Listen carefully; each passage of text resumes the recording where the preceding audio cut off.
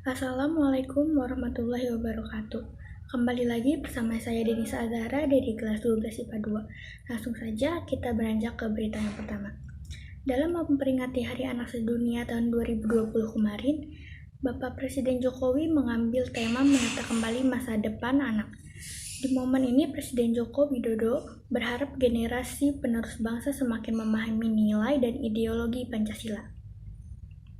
Jokowi menjelaskan, penting bagi anak-anak ditanamkan nilai Pancasila dan itu bisa dilakukan melalui permainan tradisional. Nilai-nilai Pancasila dan ideologi bangsa harus terus ditanamkan kepada anak-anak kita sendiri mungkin. Nilai-nilai Pancasila harus masuk menjadi karakter dan perilaku sehari-hari anak kita. Tutur Jokowi melalui keterangan resminya pada hari Jumat, tanggal 20 bulan 11 2020. Oleh karenanya, nilai-nilai tersebut tidak cukup hanya diceramahkan, namun harus diinternalisasikan ke dalam hati dan pikiran anak-anak. Hal tersebut dilakukan melalui cara dunia anak-anak, yaitu dunia bermain. Bertepatan dengan Hari Anak Sedunia, mari kita jadikan momentum untuk memperkenalkan kekayaan budaya bangsa, nilai-nilai Pancasila sejak dini melalui dunia bermain, pesan Jokowi. Dia pun menambahkan bahwa anak-anak Indonesia memerlukan lebih banyak lagi jenis permainan yang bisa menjadi media untuk membangun dialog dalam keluarga, menguatkan ikatan orang tua dan anak, serta mampu memperkenalkan mereka dengan budaya agar cinta Indonesia.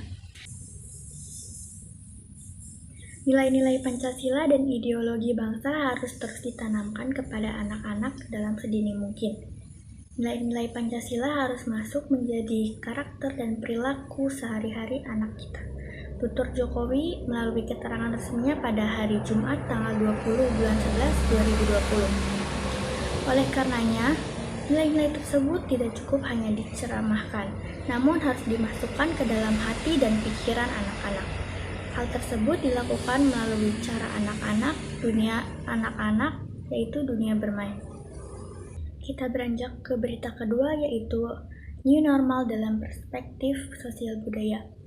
Pandemi virus COVID-19 ini yang telah dihadapi oleh seluruh masyarakat di dunia memaksa manusia melakukan perubahan sosial untuk bisa berdamai dengan virus yang berbahaya ini.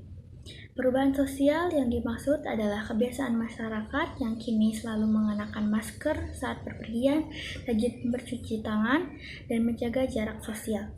Perubahan sosial belakangan ini disebut dengan perilaku new normal. Pada dasarnya, perubahan sosial merupakan respon dari masyarakat, baik disadari maupun tidak, sebagai upaya menyesuaikan diri atau adaptasi dengan kondisi yang terjadi sekelilingnya. Perubahan sosial adalah perubahan yang terjadi sebagai suatu variasi dari cara hidup yang telah diterima karena adanya perubahan kondisi geografis, kebudayaan material, komposisi penduduk, ideologi, maupun adanya difusi atau penemuan-penemuan baru dalam masyarakat. Perubahan menuju new normal pun tidak mudah diterapkan. Di beberapa kelompok masyarakat, tidak jarang ditemukan pelanggaran terhadap protokol kesehatan dalam melaksanakan aktivitas sehari-hari, baik disadari maupun tidak.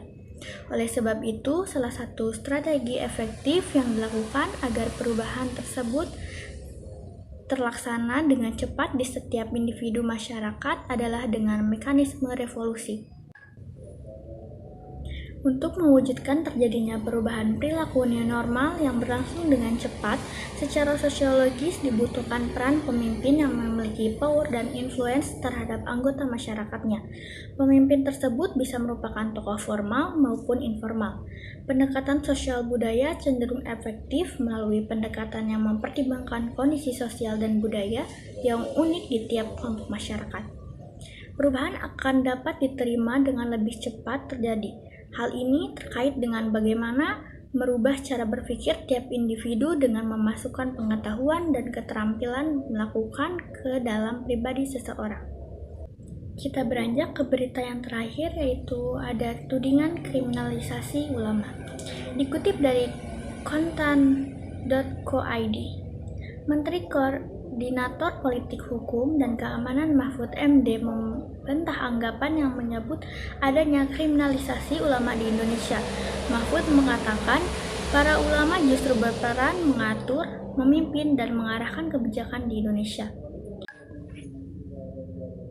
Tak ada kriminalisasi ulama di Indonesia sebab selain ikut mendirikan Indonesia dulu, saat ini para ulama lah yang banyak mengatur, memimpin, dan ikut mengarahkan kebijakan Indonesia. Tutur Mahfud pada hari Kamis tanggal 24 2020 kemarin. Dikutip dari Antara. Mahfud pun membeberkan sejumlah kasus yang seringkali disebut sebagai kriminalisasi ulama. Padahal menurut Mahfud, para ulama tersebut diproses hukum karena terbukti melakukan kesalahan atau melakukan tindakan pidana. Misalnya kasus Abu Bakar Bashir, di mana Bashir terbukti secara sah dan meyakinkan terlibat terorisme. Begitu pula dalam kasus Bahar bin Smith yang terbukti melakukan penganiayaan.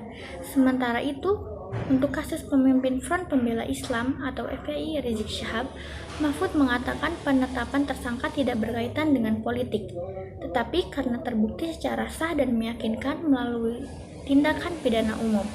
Kata Mahfud menegaskan. Dalam kesempatan yang sama, Mahfud MD pun menegaskan tidak ada Islamofobia dalam pemerintahan di Indonesia.